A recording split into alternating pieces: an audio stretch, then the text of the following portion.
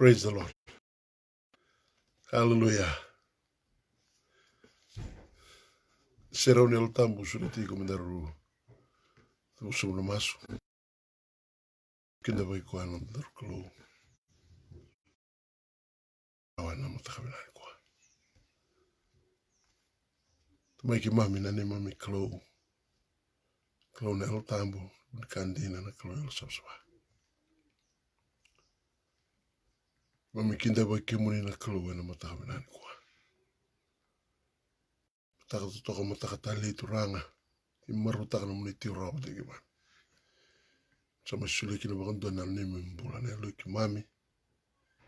Nimi mbula tu dhoko. Isi mata iki muniti ranga. Rani ke menangarabi ke muniti nga bakayalo wendina. Ya menandaula beti.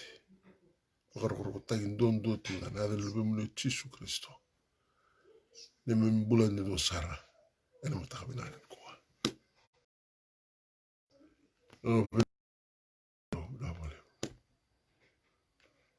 Oria brandiri yara. Kuyara busati tiri yara brand. Hallelujah, Lord. Hallelujah. Apa klo. Yesu Kristo ni mami pakumbula. Nel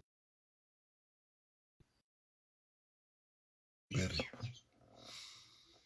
Tumi mai tu na muni sera uso na matakan kuah. Kimi pakabina kana klo. Ino muni lolomola kimi pakumbula kenan sebenarnya dai. Kimi pakabina kana klo kimi paklo tu kimi. Kunia tika buna. Kunia pakata paratala na bika kita. Kalau kuni mbula nga pakai kimi. Kalau kau kawa. Kalau tau tu Ndumumuni tartara kina na mekila. Dhabi kina na bikau. Ndumumuni wakana pandung ni sing nindua wiki mami na sindro ngadarawa. Se bina bulo kimuni tiu kina kimuna roli bakan dina tai kimuni nga. Kimuna bakan tai kilai kimuni tiu na bingon. Kuni ngandabam kimuna kilai kimuni. Kena kau ni namuni tiu tartara mati. Na wale namuni lomani kimami. Na wale namuni kau itakatu ni bimbulo ni singunan kwa. Wabibinata itu na kalau na tabu ni kwa. Tabu do bangan na mikino na tabu ni tina. Tina ikimami. Bangan na mikino bimbi. Na kalau na tabi bimbi kuni kadibira tu kina mera tina. Mata wale.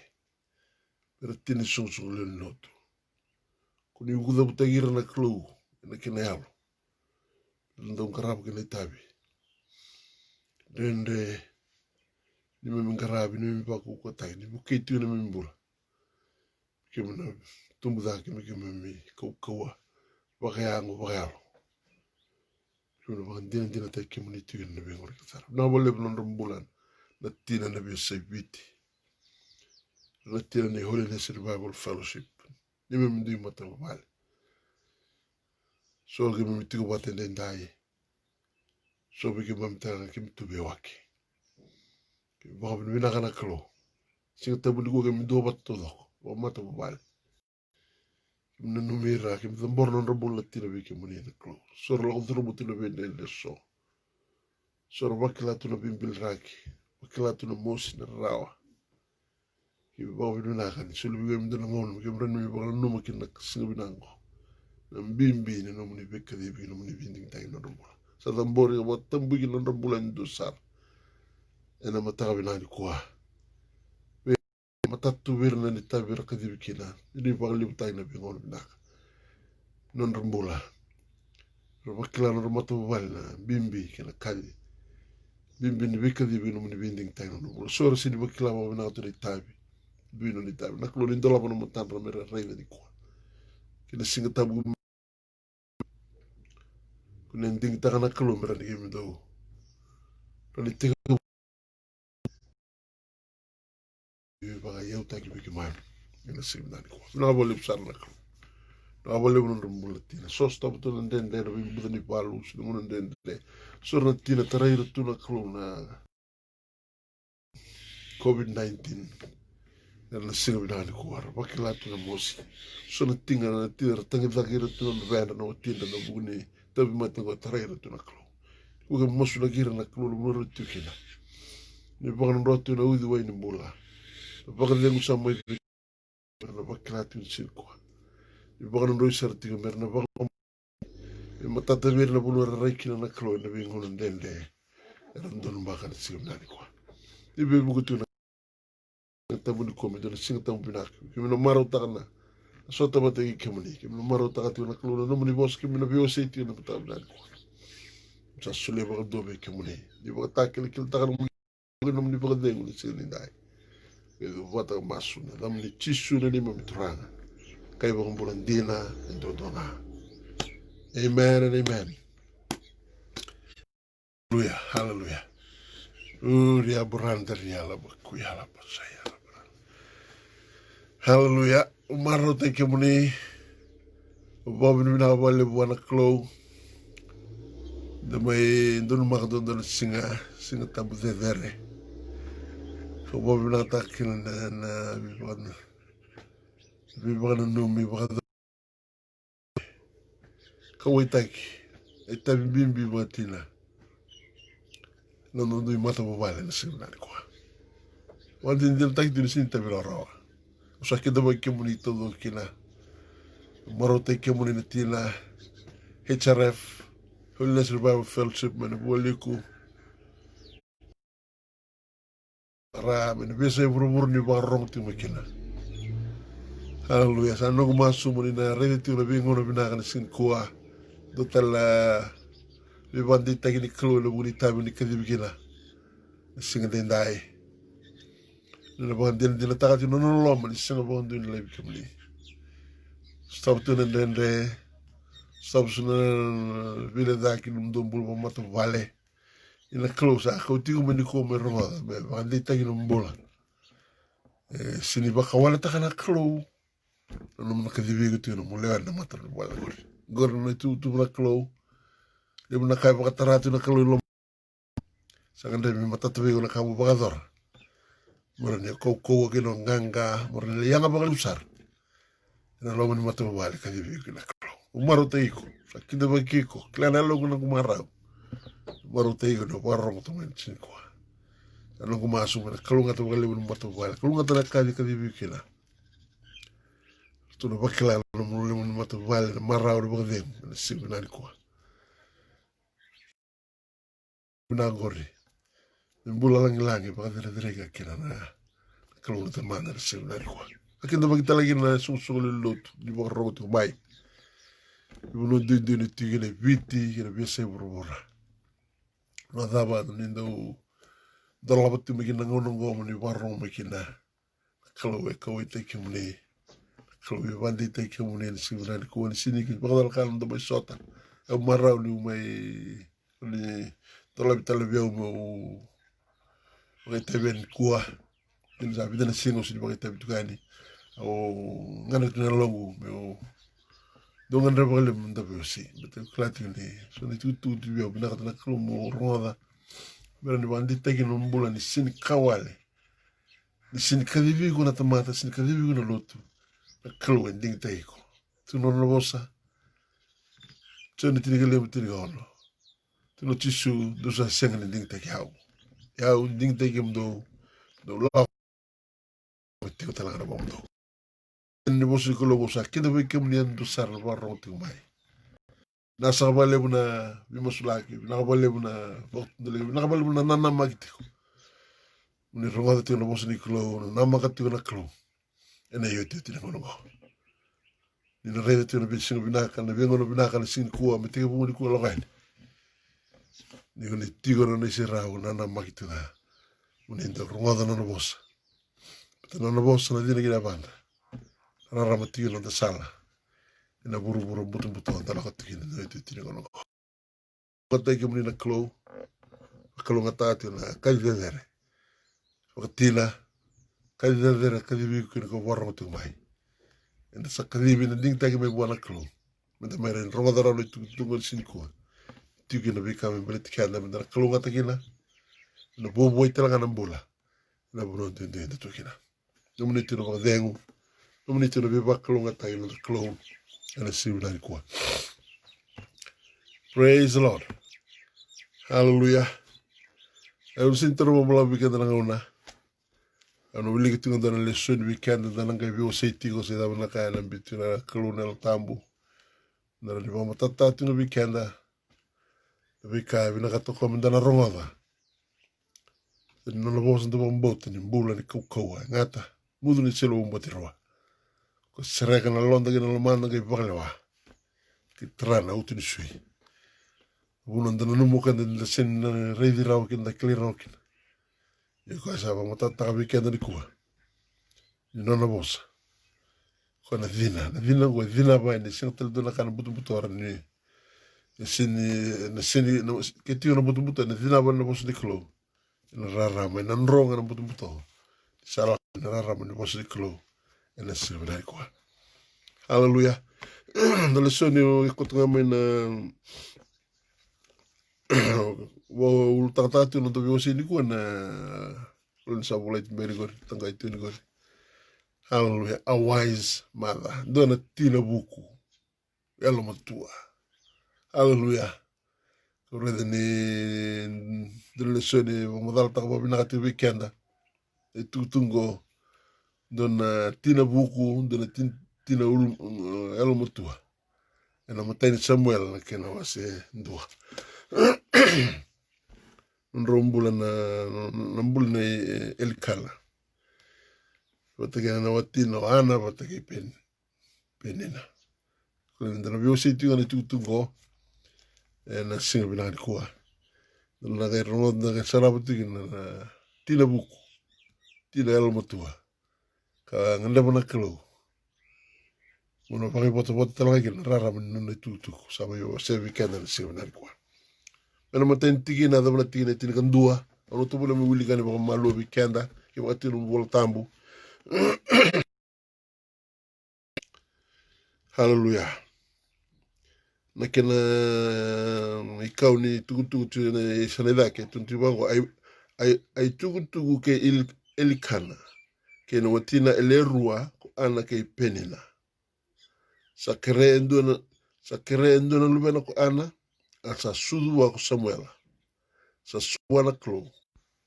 Hallelujah. Maten tiki na lang somu kami na musiklo. Sandona tamata mai ramathemi sofimi. Mai na non raulibono na Ifremi. Adana ko Elikana. Alube Chiroame. Alube Ilayu. Alube Tou. Alube Sufi. Na kai Efirada. Asaleru na watina adana ndoko ana. Na adana nikena ikarua ko penina. Asaba alube ni ko penina. Yesa senga na lube ana. Salakodake. Matamatongo mena no koro. Ina viembaki me iya na lutu. Kapaka tambor na imanda liwi chowa. Ni leo bungo mai sailo. Rausa tigo mai kana lube ilai ko ofinai ke finiasi. Rausa mbete vichowa. Isayado na singa. Baka tambu isoro ko Elikana. Sa suligo kwa na ibota. Esobe penina no tina. Veira keo talanga na lube na tangani. Kena lube na lewa. Ia sa sulevi ana ko koya erua na ibota. Ni salomani ana. Ia sa songota na kitena ko chowa. Asa baka alodata ki koya baka lewu na nono meda. Baka rota kana lomana. Isa songota na kitena ko chowa. Ni sa kita ka baka kina ko Elikana na biambaki. Ni sa lauda kina bali chowa ko ana. Sa baka rota ki koya tigo nga ko penina. Asa tangin dulu kino ko koya ka sengan kana. Sangkai kaya ko Elikana na watina yana. Ada poko sa tangin dulu kina. Ada poko sa sengan kina ni kana. Kadhawa sararawa kina lumamu. Usa senga bega ni binaka beiko kadha ke sa leti ni lubem tangane. Sa tudha ko ana ni sakana ka nguno ti mai selo. Sa tiku ko ilai na mbete na tiku sa boleka kina nduru ni vali choba. Sararawa na lona asa masu bi choba kaya katangi ba lebu. Asa dhabuta na mbumbulu ika kaya kemu ni choba ni lebunga. Kemu wako ni reida waka indina na rawa ni num ni banda. Kana num yao. Kasenga ni ngwile dhabo na num ni banda. Kasuli biao na num ni banda indua na ngoni takane. Kaunanga suli koya bi choba. Ena bisin kena nga sambulu. Ia ena tambutasi kukoya. Hallelujah. Ongonda mwili tala tini karua. Tuli banga na musilo. Eni sa masu tigo nga kukoya. Ena mati choba. Sa bakaraida na musulu ko ilai. Hallelujah. Tina tolu asa bosa nga elomano ko ana. Sa bosa mini nga. Asa seng ni rongo na ndamona. Asa na numukina ko ilai. Ni sa matini kukoya. Praise the Lord. Hallelujah. Dan watin doon ni talnoa. Umbote ni sa matati weekend na kina itutuko. Hallelujah. Rona marama.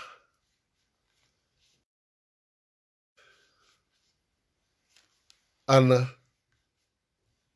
na marama lomo ni koe bang lebu. Nawatino ilkana. Ke penina.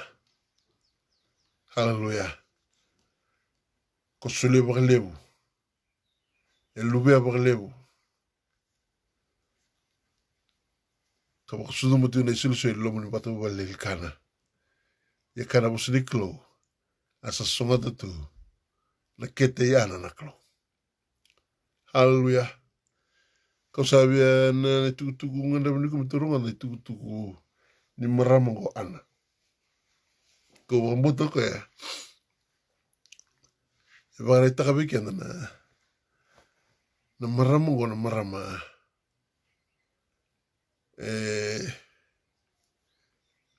Kadibu ko na klo may baka itakabik yan ni kuwa. Nabi kandi na ni dhurum lako dhurum mutu na tina na lomo ni duwi matawale. Sini ka raw. Doon kena yalo yalo na sarabutu na lomo ni matawale ko. Katuba bola ka may kenda na klo yan silbinan ko. Doon turangan ni pedili ama efrada. Elkana. Para takatibika na klo na itutungo mandara ni may rongoda. Nabi ka. Yan lako dhurum mutu ko. Non rombulan nabi karuani ko siya na wati rono wati elkana. Hallelujah. Kawanda mi ubandi te kata ni kuwa. Sibna ni kuwa. Di ndararita bina kaya na indua na marama. Nangono behe bola tambu. Nangono chiu ni sini bolu beni. Na kamberi. Narahidi kuwa na trobu na tamata. Kuya mandanga pata ni kuya na guilt siya na imbita ikuya. Ilimo na ka na redi ko sumukina. Siya sini sutabi na kaya ngandreba. Kaya ngandreba ukuya. Mira ni tina nindo na matubali. Kau binagi na wale buwana klu. Ibida nga na itukutu ko biya wasebi kaya na balata na buliana. Dona ka na ngandreba ana mindo na ulwena. Yo penina marau takatigo na kasayado. Kasangayado rausangay. Hallelujah. Angayado tu na viva nini, viva rui, ada tu la mani mato vale. Kwa bimbiongo bitu nubi kunikua. Kami natina se kanda na tiu. Nondambula Inda baka pala ti baka lebu nondambula mbala tani tigo. Baka jajare kadibikana kinakro. Kau bia bandi tegi kunikua. Dini ni lebu na lubi penina. Hallelujah. Wayane senga. Ia na kalu e songota na ketiana. Di tigo no na inagi na kalu. Ngondra mi matata tigo wego ni kua. E senga ni dakama na kalu na kaya mera ni. E tigo no na inagi wuni na kalu memboleta. Na kaya go. Na lomo ni mata wala ko. Hallelujah. Sa dolo kay lago da lo ti sailo me Jerusalem na o elkana do sule na bota do taira. Na no levo ni mata wale. Solvi penina. Solvi roto na lubena. Hallelujah. Do sule kan loloma. Ya viana double portion. Ya barai takati na elkana no lo maniana. Hallelujah. Lomani koe tiko, lomani koe, sule baka lebu te ua, ena venga ona kasara. Sapa kila tiko ro sarai tiko, yo ena sing ni beleta na kaya tiko lomani bali, era rao tiko na lona, mosi tiko koe. Ya senga ba ondo ni boso me penina. Hallelujah. Sini bibe somu bua, ena ka utunu tiko, na leo vuku, na tina vuku. Hallelujah. E bakantina tina takatio koe, ni nduna kada kama tiko na nambula na klo. So tava tu na ndende, pambote tiko na ndako ni ndende ngo, tiko ndu na kalibu. We baka dharo tu na klo na nambula. Kilo yambale na kake de dhaka tiko ino no matabu wale singa. Matai sa matatabu wani lo mbibu tiko. O ilkan na watina. Dona kano no mani koe. Lele na kasuni biro bertono bide tinen kandua, lebu ndundua wa. Sabandita irao koe ya. E tiko botel ngai, na rao tiko ambelta na biba toto ngani, na biba dadani, na biba bilraki. A rato ba bino no karo, bino no penina. Hallelujah. Tu tiko bata ana dono mo moto vale. Tu bakilatu na dende. Na mui kada na klo ni sibina ni kwa. Ko boto ka kine lebu na maramongo blata. O ko e zingoma, dino ni mo stabu tu na rarao, e singa ni mbimbu iwele a melako. Hallelujah. E bakambote tiko ya. Na vending taki ni klo na lomo ni moto vale. Hallelujah. E bakambote tiko ya ni klo e kau tiko ya mai. Ka ba tiko riko ya na lomo ni moto vale ilkana. Memai bakandina dina taki no ko ya. Na vending taki. E non na klo. Sa ngande mo ko ya me dhakabuti ka na kaibina kata na klo. Dina ni stabutu na nene. Bakandina dina takatu na lolama. E sini ka rau rau. Kilo mbale. Nono pusota. Nos lakodrumo tu na nene. Hallelujah. E watokatu ni kuwa. Hallelujah. Ndo laka ndo watokai tu wa business se ndio kati me tumbuna no business se me tumbuna no ka ndo watokai tu invest. Hallelujah. O kotikina ndo na ka mole bo tumbura kina. Mele vinaka kina no mato vale. Mere ne yao kina kaungan reba na takete. Mbala no sindan no suli kina sona kamera ni ukeda kila no business ka bombote una ka vakaboti ko ana na tsinga o ko libna kala no vingomo no bosota no sota butuna nene ngalu tiko o ko sa vakaboti ko na investment ina no mbula investment buana lubena dina kona basudu mo ko ya na basi ko dina ni duanga ya sa duanga dua na bui kada na klo el seminar ko do na bol wanga sule mo do no bena na klo do la bra kitela kona basudu misani Samuel ginoana kona profita ko lumuta na mata ni tu Israeli sola me lumuti te vita tala ko sumta sola Klelebu Samuela viru tagi tundorongona wan dina takatuka na kadidera kadivuko kina klo kila ile butu samela ver na Israel dina profita taumanda ni klo wa tudaki tutaki ndona ngona ver na Israel na turango samela na weekend na klo ya ngona kona lubia a investigina wana mai lele mai mosi siribia bosa haleluya wambote tingo kwa istura na vale usarla kaya tingo dinu sutabu tu nendende eu bambote nanda ko nendende ko kotoke nanda na viva kalunga taki au sinna ba madala takara ora kena itu tu le weekend na klo ene seminari kwa kena tina sobi kena na la rumu tu sobi kena na rumu tu sana nendende bango na numutiko na klo ka utiko lo mani mata wala ngori ngono dingoma ngono bosata tigina ngono sini bimbi umolokotani utiunga gina haleluya haleluya wakilati ni klo bitigeri lo manigo tigo na klo no metigo na bos ni klo posti na klo na pakate ka waseru do wase ba mote lo mene bango asa kauta na tamata na klo ka pakati korna vergo iteni bevereda ka pakatawana sambitigo lo mene mote walgo na klo alo nang sana haleluya sereki ko mabnaka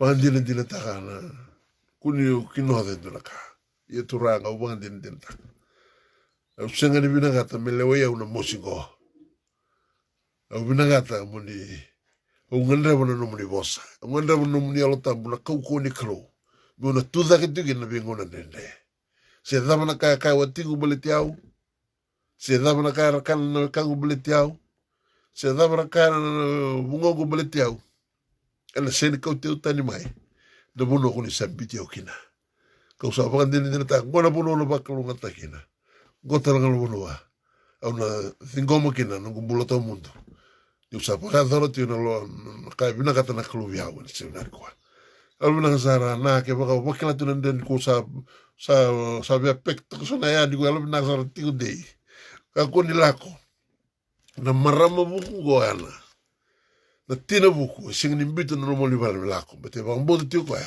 en anda ko ni rengo en anda ko ni mosigo ni posato digo en basi kina na padengo en basi kina double portion en basi kina be bakalunga taki en basi kina be ngona binaka e baro tatu na kloni sing na kwa ela bui kana na klon do ya do menende do ya do na ngona ndra kena burubura kina ndra kina lo muni bo to vale haleluya kakuga ni mbiuta na buno sabiti yukine klu. Kango da kapa, sereki ko kapa blaka. Turana, wandi ndenta. Ditigo, kuni undusi wati mu kundusi irtu no lubia mu kundusi ro kamu. Cek tagi ko kapa blaka. E songa na isia mani vika e tigo maya, ko era dokati ko na musi tingo rebeko. Alu binanzara. Son anhil Sona maboa sa tumakawa sengan tu ni madarawa. Si tungu rebeko. Abus tayong may nangono sa ngono makina. Wakway mbang doon nakaan doon minomu. So tapos so nanrenre. Siya kauta ni baka sa rebeko doon numdolomani. Sona maboa ya. Baka muna tiyo numuli. Laya bala tiyo numuli bale. Atiyo ka na maboa tiyo beko. Era puno ya pola tiku tikina. Na numu tikon. Ngori sarang na vale ngori. Na puno ngori. Ngori na puno mbiti kina klo. Mulai seregi kina pabinaka. Mulai pakatawana pabinaka na numbula. Ena nono bosa. Ena alo tabu di nalon. Alo tabu di klo. Muranya koko kina. Dono. Muranya lau kina pon dono. Meranya raido timu na pabinaka. Na raido na klo biko. Nura ni pusota ni ombula takatu na nambula. Tinga bigo na loma. Tinga bigo na bakadengu. Dini tata mosa tu na lebi kaya tu loma ni matavale se lebi kaya tu ya sanda. Sini pakilayo ko. Belate lebu dagi ko marroya. Lelai lebi kaya tu kisau. Lebu ikada na klo ena siribinari kuha. Kau sabi ba dito ikada na siribinari kuha. Wana. Senga ni sorrow. Hallelujah. Never give up. Era bui kada la klo ele seminari kwa. Alo bina kana ka kuri de marro tio ndei na buno ngori. Hallelujah. Beta ngori na buno asino iku ngori. Na klo ka uti wikeri. Ni kilau kwa ya. Ni bia baka lo ngata ki. No sa posote ki no tingo matiko. Ken bale ku sa investiko sa solitiko sunaka. Bera ni baka tumuri ni dana kamina ka numbula. Eno numulo mani matu vale. Bera na raida tela karo tiwa bulitiko. Na bia baruta ki teder ni klo. Ki numbula ni seminari kwa. O ana. Senga sar ni besor. O kwa ana ele tu ke tisu. Kana ana mbalimbaliada na grace. Hallelujah. Loloma live. Den ni sutapu tu nan den rawa loma ni motu vale. Yoko ya loloma live. Mosi tangi singanikana. Hallelujah. Ena buni pika nakatu ibai totongo ni nakatu ibai vale. Ini loloma live kana vale rawa ngai. Ena kakede bakamutu kana kakede nakatu wa. E suliti buona kaulo na yalu loloma. Berani lako dhuruba tuki na vile kada. La bui kada la klo ni seminari kwa. La buno tuku na gana ni. Tina buko kwa ya. Balata ni sanga bakandua ni bia. Lako tani mai. Ngai marro etunga. Marro etunga. Nona dingitagi nona kadibi mai. Lewan na matu wale elkana. Kasa tuo tina klo na nona ituutua. Ibikana bia bakalo ngatakina. Nambule elkana. Au sang madani rede ndona kanga ya. Verto na lubena. E matatanga biau. Nambula ni Samuela. Na prophet Samuela. Kale bu bakador buana kru. Beleta na bika investo gino ana. Ena no mato wale. Hallelujah na kaya sulieto no mato wale. Kaya zingo matiko kwa. Ngono zingo matiko na ndendre. Sa investa gitu na kena tarada gitu ndo nambula bo. Nina bakasudo mo ko ndo nambula kauko, ndo nambula kilai, ndo nambula lebih bangtang na klo. Ene yote tini kono ko. Ko sa bakla tu nende kuni bakambota ti kuni klo biti kiri. Ndo na kalibu lebih bakadora. Ndo na kalibu lebih bakadora na klo nambula. Mo kilakina. Hallelujah. Na kaya na deder ni kaya bakadora tu na klo na tu ni klo ni sanga ko stop tu nende mbete lebih. Maka sudumuti ko na bule Samuela, ko na prophet ni klo ko. Ena bui kada na klo, ena seminari ko. Esu nela ni ka bila kata na klo mo to rongoda, to me rongoda ratin sin ko. Bita kula ni songono bia sa bia taru sin madala lo mo ni timbe ni to ta sen. Praise the Lord. Sa pa kila yo suna bo sa ta umai. Se ko lo mo ni ko tu. Hallelujah. Iko nga mo. Seregi ko nga mabinaka. Kakun reda na mulmulum nita. Kakun reda na mulmulum na ngone. Hallelujah. Oi ko kadibi ko na klo. Munda ubebu ke yanga bita. Na wikenda na klo. Seminari ko. O tana iba kabuli matawale. Hallelujah. Tulu ko na musiklo na bibi makatenga mo. Sambuli tu atama sa kaya reda na klo. Makate wo se roti ni tinikawalu. Asa reda na klo ni sa seni vinaka metigo ndondo anatamata. Sanga imbuli oivi. Hallelujah. Au no mbule ndua. Nanda ubibu ke. Anga bua. Na wikenda na klo ene seminari kuwa. Iko no mui tebe iko. Ne alo tu ni alo tambu na lomo ni matawale. Ngono ko niali alo tambu. Rede seranga bini nek seranga ta. Niali net na onai lomo ni matawale. O ta dhuru kome katumu ko dhuru seresana ya. Na wikenda na klo ene seminari kuwa. Hallelujah. O ta le sartu na bulo makadoro bo. Betel sa ayali. Nanda ubibu kera ni toko ni koetiko. Kalau menang sar. Ka kunimbita na moni matu pala kunimbita ko tiko na klo. Mulai bueta, mulai pa kau kotaka. Mulai kaji dedere tiwi num dota. Era na bunna mo kau kere. Ko sabi mai ba longanga taiko. Ubina kati mendo na ngeli sipi mamarau. Pero mamarau na lubenda. Mera marau kita kana na mata buwal tukina. Ego nando na tabi bimbi ka bibi tukina klo. Ka kunimbita.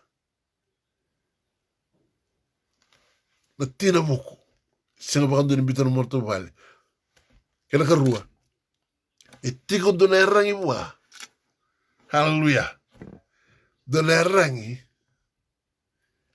a weapon that works hallelujah eso na erangi tu ko sini mana tu sa odan da bakatakat ko senga ni mana yo na tiko buan dona erangi dakalaka embase na kadina roto kwa ko tunti na kroni da wase vitu tine tine ba ke mo kawal ngar sa ba mo lum tayir no tomata ba ga ni na dangu kamasu raida gone rangi vitu ka tu reko na rangi ko ya daka ba mo lum tayir ko masu kana busulo au nanga rungo da mai lo malangi boko da no ripola bala au no pa bulando no gole daka gole rangi ko daka ko tingu ya so tava tu nandende sing ni mosele sube penina sini bakale wai penina e tanga buana no klo e masuta na no klo e sing ni kana e lolo buana klo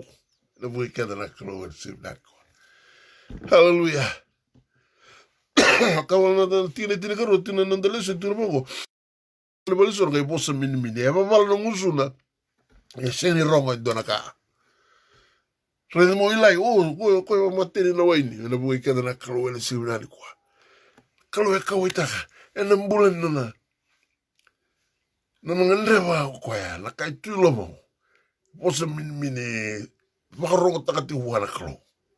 Sini nakatoko me rongo do na tamata, nakatoko me rongo na kalo nga kila na eba pali musuna. Naka bibi ni kati mana. Na bui kada na kalo ele siunani kwa.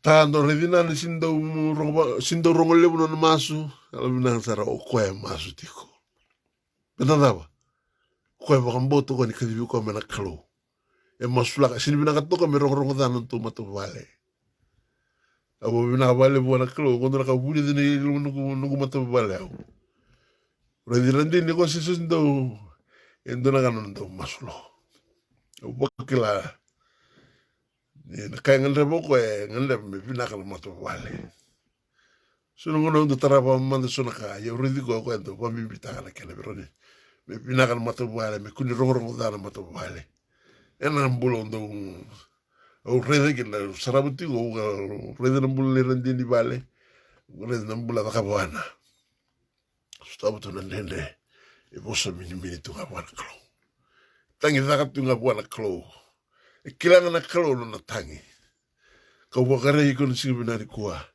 e gondo na tina tangi tiko le kele buna ka nganda me bina ka no mata wale kulenga na kalo e rongo da tiko sing ni bimbi na dalinga ni kalo mi sin rongo da ron no do tangi sing tana le kala kala linga na sing di luet e na ngau na nga e no na ngau na kalo ni bi ba mbula na ba mbula ko e marjo re da tsar ngai ko ka ran ba ka doro ko no ba dil takina e na raida tanga mata na vi kaya vivu tuni visau ena kaya na klo sa rui rambolebu sa rui zeder sa si ba madal ta gra na buku na kila katua ni vi banga ta igu tu na klo me laure na tali din dina tubiko kona banga ta na ngau na donga ber ni bang bulai kina moro ni ndo talanga ni bula ver na kamu ver no moto vale si na kwa o ana ti wan dona rangi wa daka e masu, e tangi buana na kalo na seminara. Kaya kena musti kalo na wasi tinika wasi diwa, na tigine diwa, wasi endo tigine diwa. Kaya kena musti kalo satu da ko ana ni sakana ka ngulo ti maselo asa tigo ko ilai. Na mbete na tigo sa bola kana ndur ni bali choba. Asa rarao na lona, asa masu bichoba, hallelujah, kokoya, katangi bakaliw. Hallelujah. Tigo na rarao alu na zara, tangi buana klo. Baka sebuta ka, suli buana klo na tangi gori, na musi gori, na rarao gori. Kosa may doloto iti na rarao bimbin romanda. Sa maingangi o kwa na bugun nonda takala. Sa tawa na dulubi na bugun nonda bibi na katale. Yana weni kena kwita enda sa wang. Yana nonda klo. o kawaita ikeda tiga le seminari kwa. Asa rao na lona, asa masu me choba kaya, ko koya katangi bakalebu. Hallelujah. Gona rangi kwa dharaka. Kisenda uleleite no masu me bali na alubina asara. Unungo msaba ali butana masu. Na masu kini mbale. Onuita na klo, wakarai wana klo. Na masu kini mbale. Zeder na klo, lolo vira hoiko. Lolo vira na kalo kuduruma. Wandin dina takati uni sengata lindo na kara ni wali na ndene lo kuduruma. Na klo ndo ka. Yana masu. Sului wana klo. Zeder na klo. Lele na vika lo kuduruma tu. Wandin dina sa masu kini mbalo sa. Wandin dina taka na klo e roata. Ni beso taka. Sa masu wa mbetini nuita ikoya. Nina bukei ko na buku ni rao mbimbi lo mamu.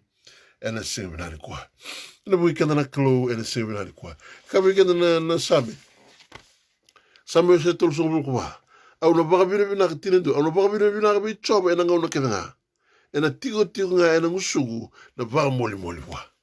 Na buku kenda na klo ena seminari kwa. Sidi bina katoka na ngau na nindende kwa ngai baka bina kabe choba. Nangona kenda ngai masuti choba. Ngai sulibu wana bakaroko. Ngai ngrabi ko bagalo. Ngai labeti ko ya. Bala te mandin din taho ko ya. Ni senga ni nakakene tungu rawata ko. Rawata na ko. Ana singa ana bunu kutun taman ni na tina buku ana. Bala te tigu wandu na rangi. Hallelujah. Vanga tak na rangi ko. Ko rani nakaka. Korani beso taka. Korani sutama. Na masu. Masu. Kema kawala nga. Rapa mulu mutagir nung tamata na badang. Rapa kadani na dangu. Masu. Au na rongod may lumalangi. Bukoda na riba wala. Ano bang bulano na panua. Ngana bimbulo nung tamata bale. Ngana bimbulo mrobyo kani patagita. Bulo mrobyo kani bakabita mani. Alam na saray. Tigo gori doon na rangi sa may tulo tigo arani kuha. Kung na rangi. Ena dadaka. Kone rangi, a weapon that works. Masu. Oya na tulu boy sinikana. Lolo. Kiwa orang ni lolo. Lolo ba kamera ni basika. Moro ni zingoma na daga mana biba kunu boy tayini klo. Moro ni zingoma na ngon sala ni yono na biba ro tayini klo. Mero ni basika na breakthrough. Mero ni kada bote dola biba na sibirani kwa. Hallelujah. No mosi ni aloyal no binakato ko ya. No na investigo. Staba tu na nende makila tu ni ngai vingo mo tu na kanan ni kan balsa investigo ko ya no don bulanganga. Staba tu na nende kan balsa paru tai ko tu na klo na kaleu. Sa makaro sulu tu Samuela. Doa na luela. Ya doa na doa. Na bui kada na klo en seminari ko. Na bui kada na klo en lo mo ni mata wale na levantiko. Pero bukei ko na klo. Mata wale. Hallelujah. Lagi ni buru-buru ko tuna nene. Tu nga au no ba bini binaka nga bechoba. Kau sa kirei ko ni ko ke dona ka be da kawa. Ba mbauta na buno tigo ni sa biti ko na klo. Serenge ko tigo ba binaka.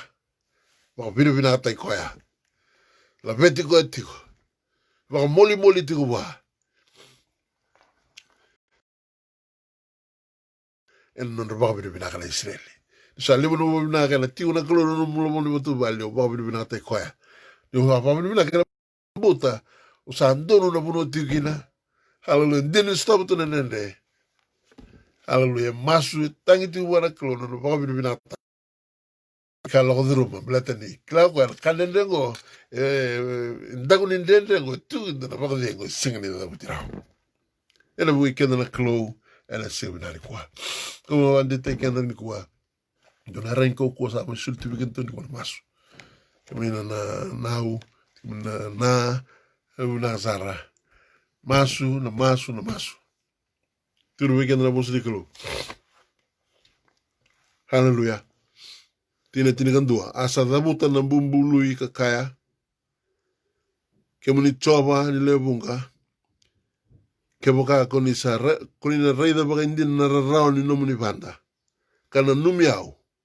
Ka siningule da bana numuni banda. Ka sulevi au na numuni banda indo na ngone tangane. Kau nangai suliko e bichoba. Ena veisi ke nga sambulakina. Ia ena tambutasi ko koya. Na buikana kalo ena seminari kwa. Hallelujah. Sabia tu na saranga buah koya. Hallelujah.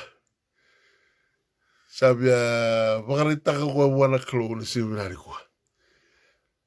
Nonona ngandri bimbio koya. Mendolabi na ketena. Ena singivina. Sare riadho moko sa pakan dili takana kalo. Na betuli lagi ni kalo no nambula sa dondonu me sambasika. Dona ngone. Hallelujah. Sen gay lomo rota ko sa masuta. Sa wakila ko yana din non robiwa kanigin non kalo. Na tulu mo na biyan baki. Kimbal sa dono ngono balabu na kene adu tiku buana bi bato tonga niko. Na bui kena na kalo ani sim. Sini visu ta wando tangi ti buana kalo. Sini somo bi ben na kaya ka mtu mai. O ko yana tangi ti ngwa buana na kalo. Na kalo. Suli ti ko na ra buana kalo. Sa wakila ko sa mau mai na kato doko sa ado mai na ngona me sana teka mo bakalo nga takina sa teka mo bosa saranga ko sa bakamboto ko ya sa ado mai na ngona na bui kada na klo na silvinari ko ni yalon dina tiku wana klo ni sinimbita na bunu ka dibi gino ko ya staba tiku na numo tiku na klo e raida tiku e saraba tiku mai sa suniti mo ibigo suna kini bakatakil kil sa bola kani tama mai sa ado mena nangon ni biba kalo taki. Kau sa betu na bigo sa sini au sa ko nangona. Sa binakate mo bakalo ngataki na. Mo kebete kina nangona ko. Mo bakalo ngataki na. Mo marau taki na no na biba taki na kalo. Ena silvinari kwa. Ngara bui kada na kalo ena silvinari kwa. E sulia le usala tulu mo ni ko ni sa sulia me biau. Au no sulia le usala bi kemuni ena beisinga. Na bui kena na kalo ena silvinari kwa. Hallelujah. Ka senga ni ngula da no ni banda. Ka sulia bia no ni banda ndo no tangane. Ka no ga suli ko e be choba ena bisin kada nga sa bulkina. Kama bala na vina kata na kalo mo banga dile taka. Mo sulia na kake de o klani sulia mo kwa. Sa vaka do na bela lati buana kalo ena masu. Ko tu na rang koko na masu.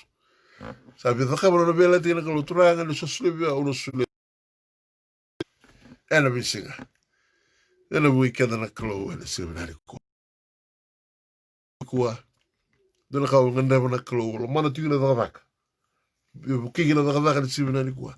Suli ko e meanga. Tambori ko e tala buana kalo. Nia sulia mo ko na kalo. Ena sulia li ko e lisu tala buana kalo. Me vaka yanga tai ko e.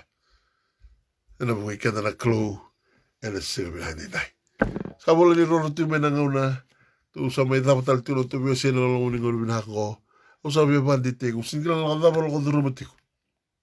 Na bui kada na kalo ena silvinari ko. O sa vitu tala vio na kem na single mothers. Kalau berdua, kalau benang zara, suliana lube buana klo, tambori ko e buana klo. Hallelujah. Kaya kita sambil begitu, urnangone, era sai sul me buana klo. Abuani kete, sa kene sauri be kabinaka, gorio binaka. Lebu kita na klo ene seminari. Kilatu na kalo na kakele. Kwa na kalo, kaya dama na numurai na kalo rin ibiso taka na bakaro ni rai. Mirani, na kalo sa ding tay koe mai. Sa tiyo koe loma, koe biya pakakataka na ngoni kori. O binaka na ngana. Sa bungo iku mo tambori koe. Suli koe buwa na kalo. Biya pangatay koe na kalo. O burumuru na sini pangatay koe. Bato burumuru tiyo no na rai. Kena bula na bakaro ni bula. E na karo ko si o lo mani kenda ni lo mani kenda. Se ga ngoni sala da borra basi ki burubura na kalo ra ni biso taka. Tere na ngoni sudu mo kino tisu na ngoni sala muria mai e per na kan buno kan kawa en basi kino tisu. E be tu antigo weekend. Baden tamata bol bol da. Non da la ka keda. E la sinda ndan donu ra okina. Ina kalor ni bangata nga so denga no tumbunda no datai se dam na kena ka kwara ni miso daga meran rongo tinga kino tisu. Era ni mbuli nga kino wiki na Kristo. Ena wiki na kalor si engan revi no mbulo tisu.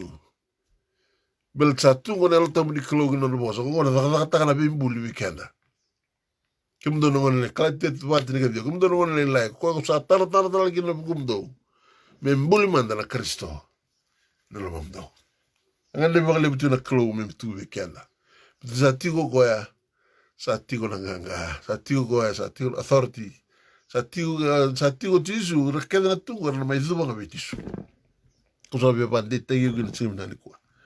Se dava ko single mother se hallelujah, bilregi ko beka numdo na tanang ngone kori. Kulila kataka. Hallelujah. Na tina buku. Hallelujah. Ibandi takati na gono opinaka go. Hallelujah. Kango daga mo sereki utunga, sereki ko inunata, sereki na wekana. Se daba na kaya mabuno meno mrobito say kakun lakataka. Kambibinga. Hallelujah moronyo masutiko. Betene rangi ko ya dakalaka. Masulai ko nangone masulagi ko nanata masulagi rawe kana kera bilragi ko ubio bandita iko ni ko na kalu ka wita ka tinga na bulongore ngande me rawata na bulo to mundo na bulongore ngande me vakalonga ena ke kalunga ta longa ko ke kamo me vakalonga ta ni samaro yo tisu no tambo na weekend na kalu ena seminari ko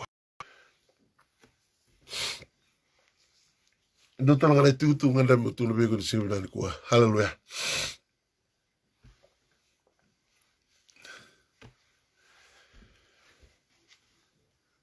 You don't have to bear a child to be a mother. Na weekend na kalo na seminari ko. Wala kana bana nang tubig ka iranga sa iranga polubeni ya sa tina.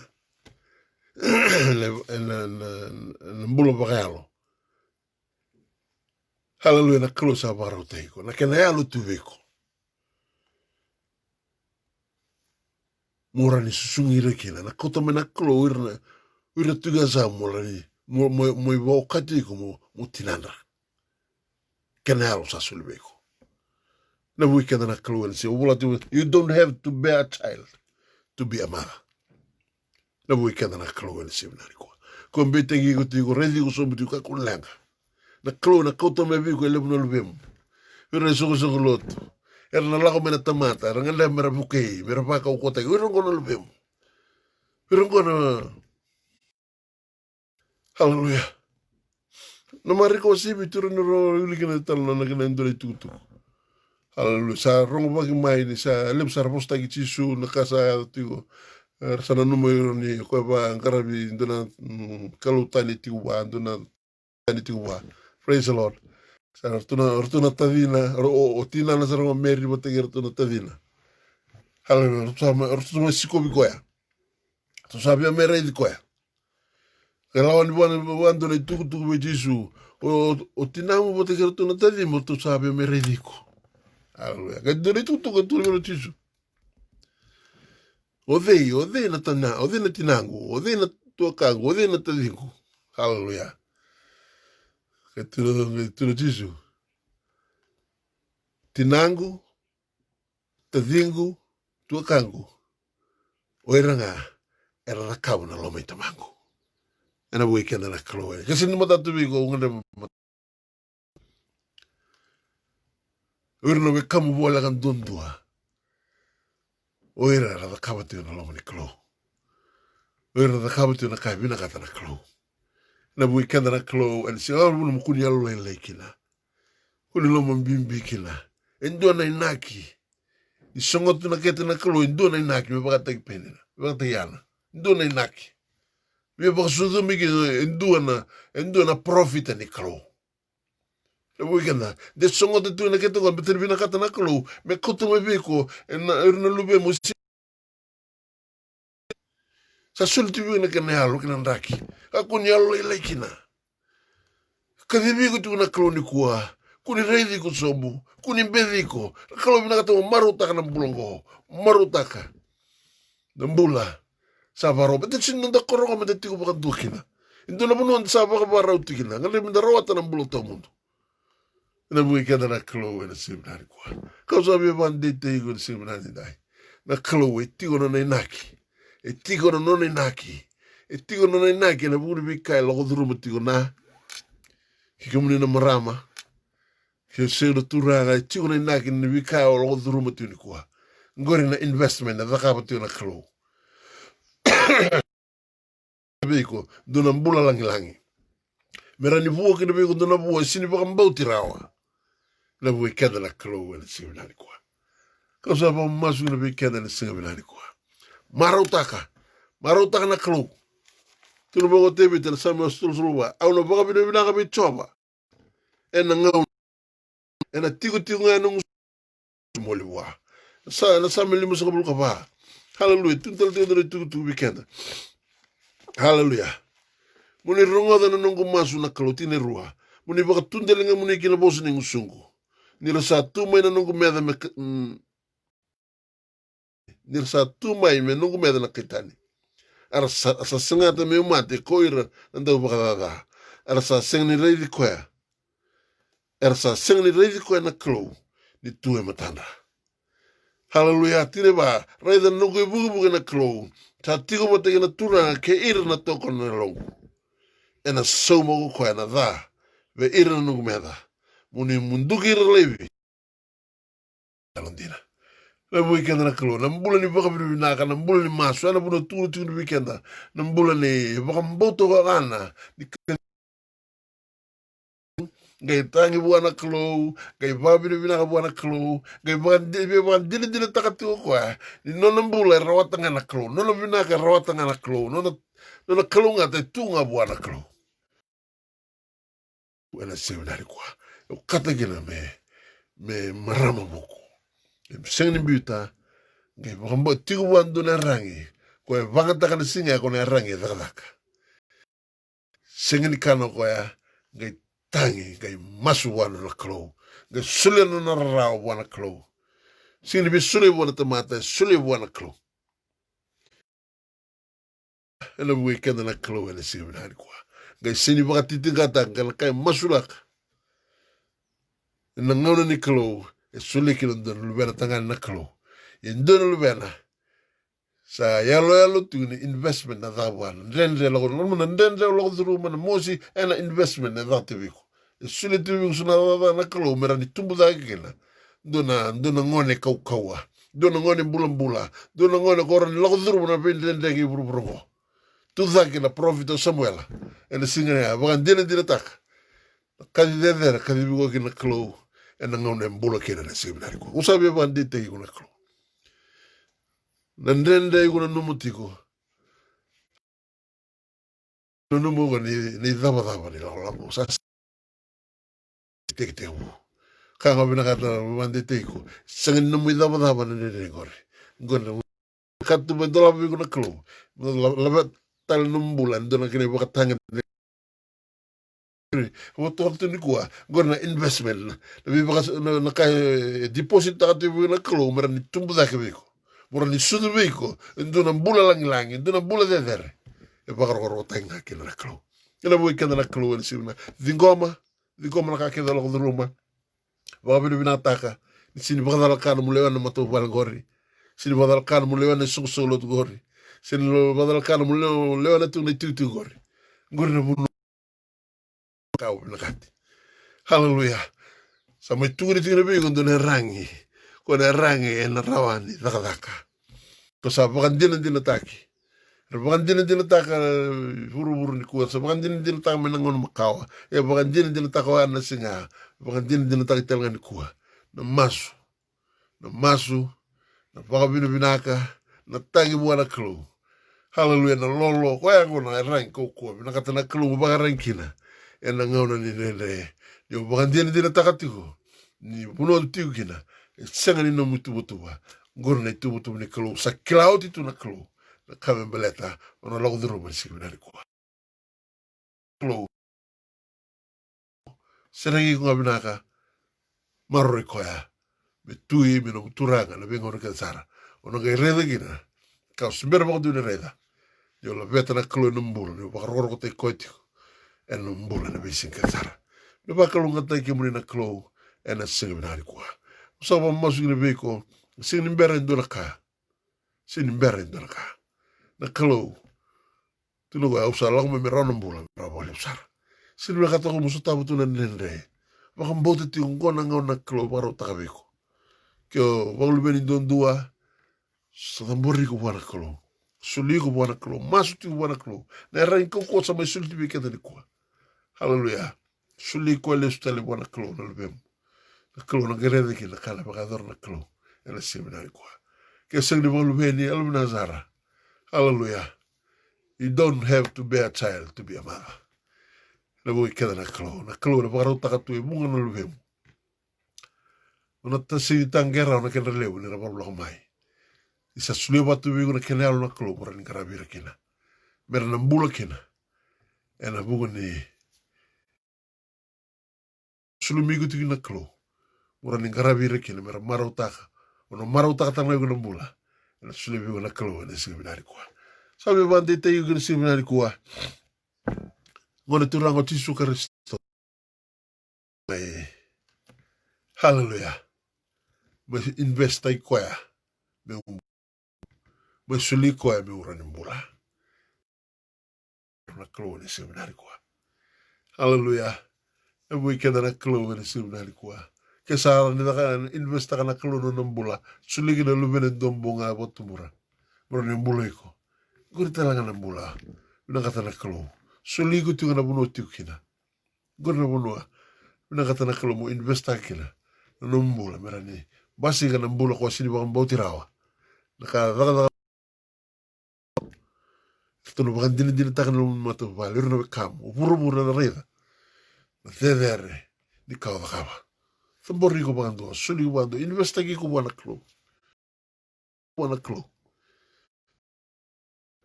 siang ni bianro tigo de no moto vale stop tu na le barra tu wana klo tangi tu wana klo masu lolo tu wana klo hallelujah sa investa ka no mbule lo moto vale belate binaga de ba sudu mi de samuela de no ngone ganga ngone ko na profit ni klo ko kila na ngone ana seminari kwa so sure digo que seminari kwa sini ka wale no mutiko ka kuni revi ko sobu akuni bediko klo ka witaka tu mbula ana seminari kwa iko kalunga ta vale me bande te iko tala seminari kwa o sin taro kino wala na sin kwa alu bina sara singa tambu ni tin ni kwa la singa tambu ka witaka tu mbula ko bina kata mo tendo ni mbula no mo to vale tendo ni biba kalunga taki mo bukeda kena taradaki mata wala bina gore era seminari kwa ka koni mbita na buno sa kadibi ko na klo tigon kaba nga na kando na mata kaba seregi ko binaka patoana no na bosa que resura te na alta drumi ko masini ti urbi sina ko nga lo que bandin dirta ka no bandin dirta ka re ta la tomata re no campo kalle busa baro ta tu bi na klo era seminari kwa so me da beke so no itagatigo singa binani kwa nandun singa binaka ndon tiki mo binata le bigi minatina weekend dosar dara digoma weekend la druma daga marro ya kali sa kali weekend gelo kwa mita tikunde na buno sabiti kende gelo kwa ya era singa binani kwa hallelujah sule numbulo bona klo wa wakila ni wadala kata buno ngona wakana nan musabi pek no ya musato ki albina sa tiu dua hallelujah wa bote ti ngor na buno sabiti kelo klo hallelujah ndo ndo masu wala siku tale bona klo le seminari kwa wanda da muriu ndo masu suli tale bona klo na kata na klo mi ndo na te wo tale da lau kina dinai ko ita kata no mbula ba tine lo mun mato vale ni ben gravi de buno sambitu kina klo ko ita na klo me liu ngana klo ba bona klo na kata do completiko blato koe katibiko. Na dako dakabatiko sing num daka non na daka na klo. Ele seminari kwa. Sulele stalwa.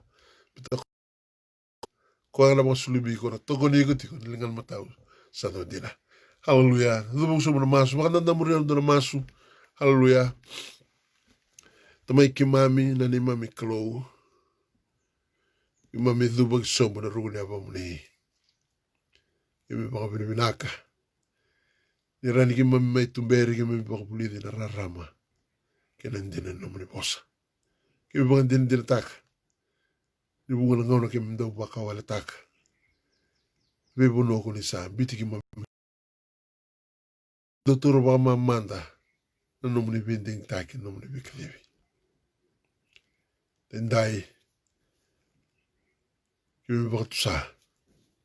Ki msindo baka doro baka binaka. Ni mimi tai beke mni. Ki msoro beke mni. Ko ni mimi mbula. Bimbi kina dende msa suli bandua beke muni kemi bambota ni gudi bakatara klono beka kem lang druma ina buguni dona ka fever dona ka fever kuni kima mitigina ina yote tini ko nango suli bando beke muni ni membula uni mai tui uni mai turanga ni mem kwa nasa ka lebu na lube muni Yesu Kristo na lebu